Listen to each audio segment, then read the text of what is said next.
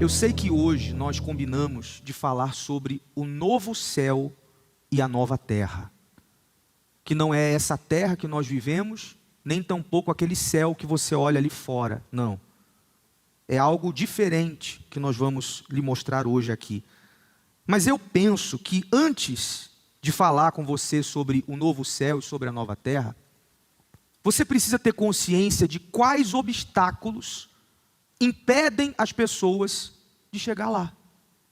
Porque de nada adianta eu chegar para você aqui agora e falar: ó, fulano, vai lá em tal lugar agora, que alguém tem um tesouro para te dar. Tem alguém lá que vai te dar ouro, vai te dar prata, vai te ajudar, e eu não te digo o caminho. E eu não preparo você para as coisas que você pode enfrentar no caminho, que podem servir de obstáculos para você não chegar lá. E eu queria falar sobre um grande obstáculo. Vocês estão me ouvindo bem atrás? Está me ouvindo? Um grande obstáculo que tem tirado muitos cristãos do reino dos céus. E esse obstáculo se chama pecado. O pecado, ele destrói em tudo que toca. Aonde o pecado chega, ele traz destruição, ele traz separação. Nós temos o maior exemplo disso, que foi o que aconteceu lá na criação.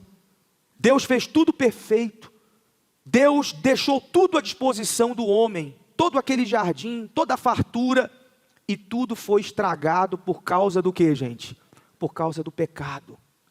O pecado obrigou a Deus querer pegar o homem e expulsar daquele jardim. O pecado expulsou Satanás, Lúcifer e a terça parte dos anjos do céu. E o pecado tem o poder de fazer isso hoje. Nós atendemos direto pessoas aqui, gente, que o pecado destruiu casamentos. Você vê, tem um imóvel nosso numa igreja aí que nós vamos comprar, que era alugada, e perguntamos para o rapaz: por que você quer vender esse galpão aqui? Ele falou: porque eu estou em processo de separação. Porque eu traí a minha esposa, era casado 40 anos, minha vida virou um inferno, minha família se dividiu, agora a gente está separando, dividindo os bens. Estou vivendo os piores dias da minha vida. Aí eu fiquei pensando: por causa de quê, gente? Pecado. Entendemos pessoas aqui que a família se dividiu, os filhos se dividiram por causa do pecado. Empresas que chegam ao fim por causa do pecado. Estava indo tudo muito bem, até o patrão se envolver com a secretária. Pecado. Aí você diz assim: ah, mas e o pecado? Como é que eu faço para me livrar? Pessoal, Deus disse para Caim, quando Caim se aborreceu, porque Deus não aceitou a oferta dele, Deus deu o segredo para ele, disse para ele: Caim, se você fizer o que é certo, você vai ser aceito, porque o pecado jaz aonde, gente? Na porta. Já percebeu que sempre a gente está perto de uma porta? Percebeu já? Sempre nós vamos estar perto de uma porta, ou seja, o pecado, gente, está perto. O pecado está dentro da igreja. O pecado está ali na esquina. O pecado está quando você chegar na sua casa. O pecado está ali quando você liga o seu celular. Está sempre muito perto. O pecado está quando você chega no trabalho. Toda hora ele se apresenta para você. Aí você diz: mas pastor Menezes, como que eu vou vencer algo que está tão perto de mim? Você vai ver agora, aqui em Tiago, ele nos dá o segredo. Ele diz assim: bem-aventurado o homem que suporta a tentação, porque quando for provado, receberá a coroa da vida, a qual o Senhor tem prometido aos que o amam. Então, primeiro conselho é você suportar a tentação. Você tem essa condição. Ele já deixou bem claro aqui, o que é a coroa da vida para nós? O céu, a nova Jerusalém, a morada celestial. Mas ele está deixando bem claro que a coroa da vida, ou seja, o céu, é para quem hoje nessa terra suporta a tentação, o pecado. Segue o texto. Ninguém sendo tentado, diga: de Deus sou tentado. Porque Deus não pode ser tentado pelo mal, e a ninguém tenta. Você já viu aquela pessoa que diz assim: ah, por que Deus fez isso? Por que Deus permitiu aquilo? Por que Deus, me tentou? Deus tenta alguém, gente? Deus, ele não é tentado e ele não tenta ninguém. Sabe quem é que tenta você? Põe na tela aí, por favor. Segue. Mas cada um é tentado quando atraído e engodado pela sua própria concupiscência. O que é a concupiscência, gente? São as nossas inclinações. Todo mundo aqui, e eu apontar para mim também, posso ficar de fora. Todo mundo aqui tem as suas inclinações. Todo mundo. É a concupiscência da carne. Tem um vídeo do rapaz cortando a árvore aí? Põe aí. Só o vídeo, sem o áudio. Põe aí. Põe um vídeo aí do rapaz. Me diga aí, pessoal, ele vai cortar essa árvore aí. Quem arrisca dizer para onde, a que lado que ela vai cair? Para o lado, para o outro? Você acha que ela vai cair para... Quem acha que vai cair para a direita? Quem acha que vai cair para a esquerda? Quem acha que vai cair para frente? Quem acha que vai cair para trás? Vocês não acham nada, né, pessoal? Vocês não estão achando nada hoje, né? Cai em cima dele, não, senhora, não diga isso não. Coitado do homem. Tá aí. Ela caiu, eu que não deixei o vídeo até o fim. Só que eu e você não podemos predefinir para que lado ele ia cair. A árvore ia cair para o lugar aonde ela estivesse inclinada. Qual é a sua inclinação? O diabo sim, que é o tentador, que é quem tenta, se aproveita da nossa inclinação, porque o diabo fica só observando, ele não pode pegar a sua mão lá e pecar. Ele pode pegar? Isso, gente. Já pode pegar o seu corpo lá e levar para o pecado? Não. O diabo não tem esse poder. Há quem queira colocar, não, foi o diabo. Não, o diabo tentou. O diabo soprou. O diabo ficou estudando a inclinação da pessoa e falou, eu vou derrubar ela nessa inclinação. Tem gente que tem a inclinação para a vaidade. Sim ou não? É uma vaidade excessiva.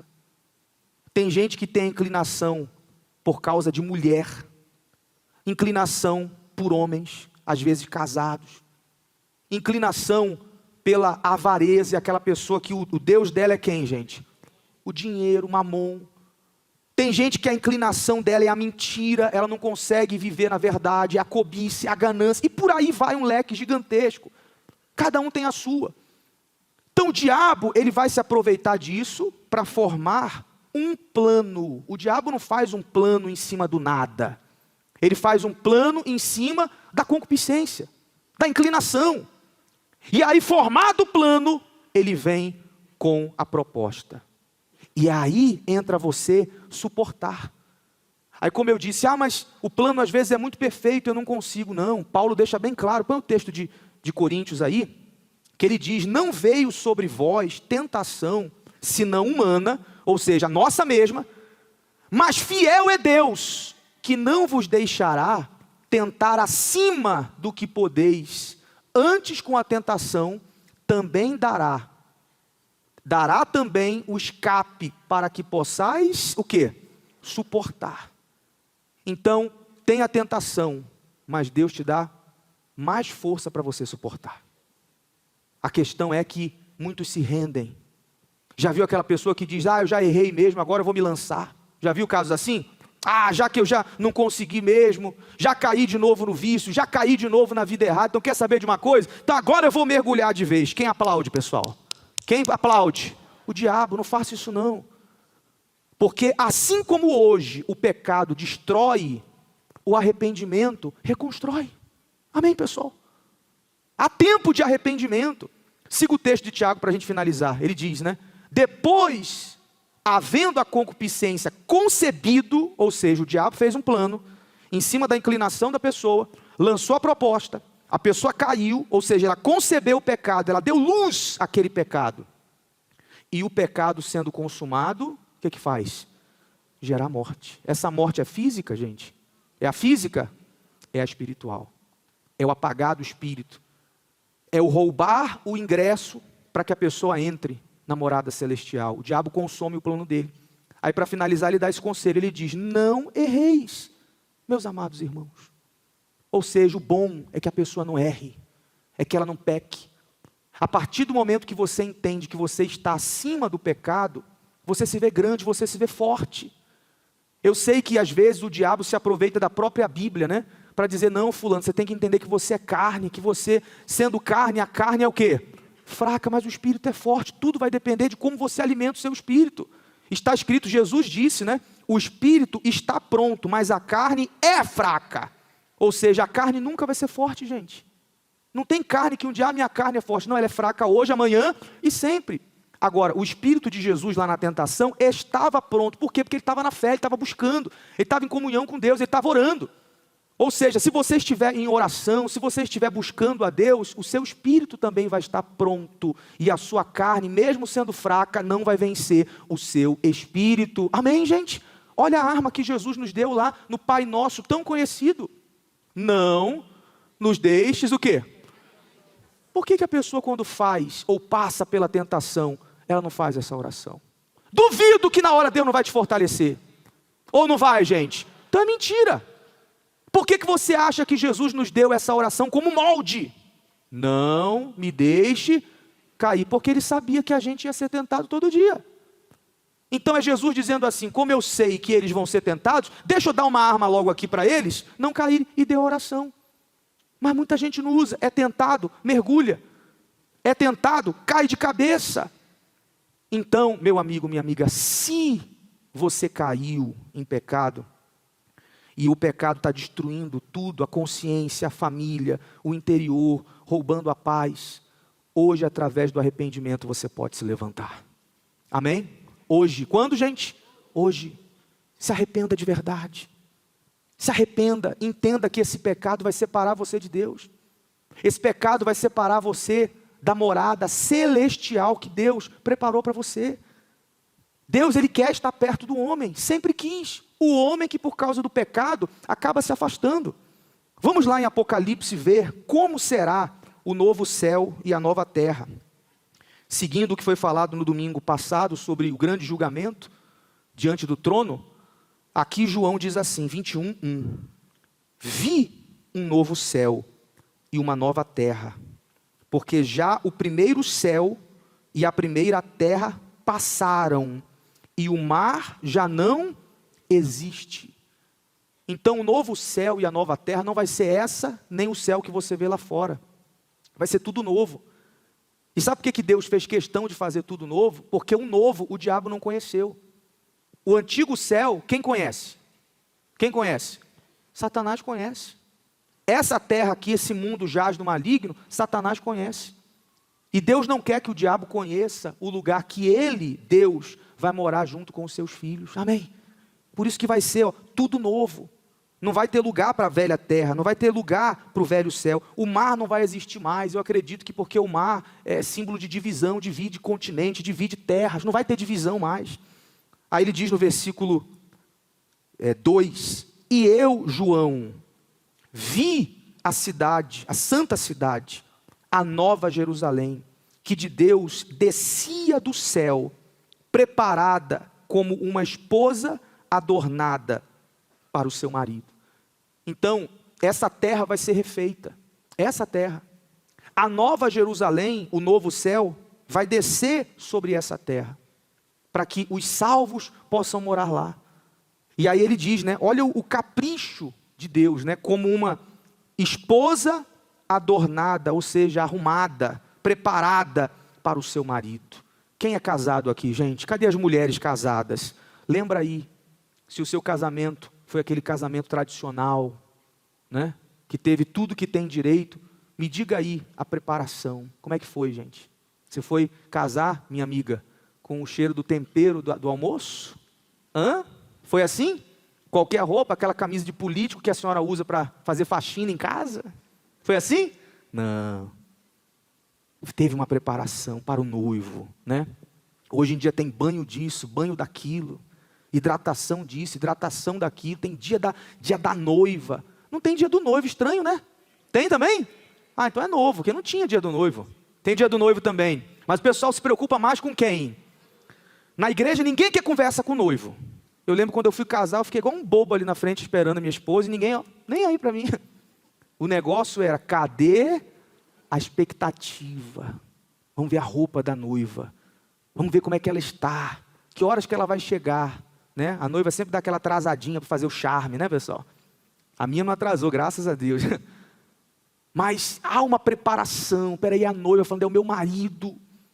vai ficar comigo por toda a vida, eu vou estar preparada para esse dia. É o que Deus vai fazer com a cidade santa para nós. Amém, gente? E vai preparar o melhor para aqueles que foram fiéis, para aqueles que sacrificaram suas vidas. Você vê, ele não quer nem que o diabo saiba como é o lugar que nós vamos morar eternamente. Olha o cuidado, pessoal. Olha o cuidado. A cidade vai ser preparada para aqueles que deram a vida, aqueles que aqui sofreram perseguições, aqueles que aqui nessa terra foram humilhados, foram, entre aspas, os bobos da família, porque às vezes por Jesus, na nossa família a gente é quem, pessoal? O bobo. Nós somos os bobos, nós somos os caretas, nós somos os trouxas, me desculpe falar assim. E a gente passa por muitas coisas por Jesus, injustiças, perseguições, provas de fogo, conforme falamos na quarta-feira. Então, Jesus, como uma recompensa, ele vem preparar esse lugar. Aí ele diz mais, Apocalipse 21:3. Põe aí. E ouvi uma grande voz do céu que dizia: eis aqui o tabernáculo de Deus está com os homens, pois com eles habitará, e eles serão o seu povo, e o mesmo Deus estará com eles, e será quem? Aqui Deus realiza um sonho, gente, que é poder morar com a gente. Isso foi interceptado lá no jardim, por causa de quê, pessoal? De quê, gente? Do pecado. Deus descia, pessoal. Por que eu gosto tanto dessa reunião de 18 horas, que é a reunião que chamamos da viração do dia? Porque acreditamos que era o horário que Deus descia lá no Éden para caminhar com o homem. A Bíblia diz que era na viração do dia, caminhava lado a lado. Deus ficava ali, conversando com o homem, com a mulher. Depois do pecado, isso foi interrompido. No decorrer da caminhada do povo de Israel, muita coisa Deus tentou fazer para aproximar, sacrifícios, ofertas, morte de animais, mas o homem sempre desprezando essas oportunidades. O homem sempre pensa que os nãos de Deus é para privar os seus filhos de alguma coisa, igual o filho hoje em dia. O filho, às vezes, imaturo, o pai fala: meu filho, não vai para aquele lugar, não sai com esse fulano, não vai essa noite para balada. E o filho chama o pai de quê, pessoal? De chato, de careto, meu pai quer me prender, e isso e aquilo, e não consegue entender que o pai está ali, como é que se diz? Priorizando o bem do filho, mas o filho não enxerga, é igual ao homem. Os limites que Deus nos impõe, não é para nos fazer mal, é para nos proteger, amém? Mas aqui ele diz: eu vou descer, e ele diz: Deus estará com eles, e será o seu Deus, ou seja, ninguém mais vai poder separar. Ninguém mais vai poder separar Deus do homem. Aí no versículo 21, capítulo 21, 4 e 5 diz, né? E Deus limpará de seus olhos toda a lágrima, e não haverá mais morte, nem pranto, nem clamor, nem dor, porque já as primeiras coisas são... Pessoal, essas coisas aqui fazem parte da velha terra. A terra não vai ser reformada, não. A terra vai ser construída novamente. Então as velhas coisas já se passaram. Na velha terra tem lágrima. Hoje a gente não chora, pessoal? Chora ou não chora? Ontem nós estávamos lá na rodoviária evangelizando. Ontem, sábado de manhã. E aí uma moça sentou para conversar comigo, com a minha esposa. Eu falei: ô moça, como é que você está? Ela não deu nenhuma palavra. Já começou a chorar. Tem muita gente assim, será, pessoal? Não deu nenhuma palavra. Começou a chorar. Falei: calma, o que está acontecendo? Aí começou a falar do pai, dos problemas em casa, agressões. São coisas da velha terra. Isso não vai haver. Não vai haver no novo céu. Está aqui toda lágrima. Morte, não haverá mais morte. Se tem um momento duro para a gente, pessoal, é quando a gente perde alguém. Quem já perdeu alguém já, pessoal? É duro. É duro, a gente se apega. Quando se perde até um animal, você sofre. É ou não é, gente? Imagina uma pessoa, a morte é separação. É o momento que você não vai mais conviver com alguém para sempre. O marido, o filho, a mãe, alguém que você ama. Não haverá mais morte. Acabou morte no novo céu. Nem pranto, ou seja, não vai ter choro. Nem clamor, ou seja, quantos clamores a gente faz. Ó Deus, me ajuda com isso. Eu preciso disso. Eu preciso daquilo. Eu estou precisando de dinheiro para pagar a conta de luz. É ou não é, gente? Estou precisando pagar minhas dívidas. Estou precisando ser curado. Nós não vamos lá precisar de mais nada. Porque você vai ter tudo. Amém, pessoal? Esse Deus vai estar contigo. Você vai ter tudo. As primeiras coisas são passadas. E o que estava sentado sobre o trono disse: eis que faço novas todas as coisas. E disse-me, Deus disse para João através dessa visão: escreve, porque estas palavras são verdadeiras e fiéis. Era Deus dizendo para João: João, pode escrever isso aí, tá? Escreve, registra isso aí, para que hoje a gente possa ler isso. Deus queria que a gente lesse isso aqui hoje. Falou: escreve, porque todo mundo tem que saber o que eu tenho preparado para os salvos. Amém. Está aqui registrado, não pode falhar, isso não vai falhar. E para finalizar, no versículo 6 e 7, e disse mais: está cumprido. Eu sou o alfa e o ômega, o princípio e o fim.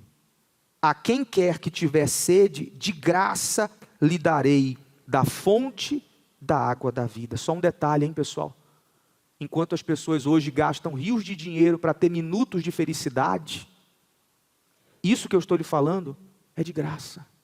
Quanto que você paga pela salvação, gente? Quanto que você paga? Quantos R$1.000? É a sua entrega, seu arrependimento, querer servir Jesus e querer vencer o pecado. Eu não consigo, consegue, a sua força está além disso. É de graça, não é por méritos não é por obras não, é por entrega, por sinceridade. Claro, a condenação vem pelas obras, a salvação não. Então está aqui, ó. De graça lhe darei da fonte da água da vida. Hoje em dia há quem pague milhões, rios de dinheiro, num procedimento para ficar mais bonito. É ou não é, pessoal?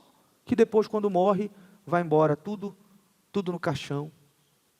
Vou fazer um procedimento que eu quero ter um bico. Tem gente que quer ter um bico, não é, pessoal? Igual de um pato, né? Daqui a pouco morre e vai embora o bico.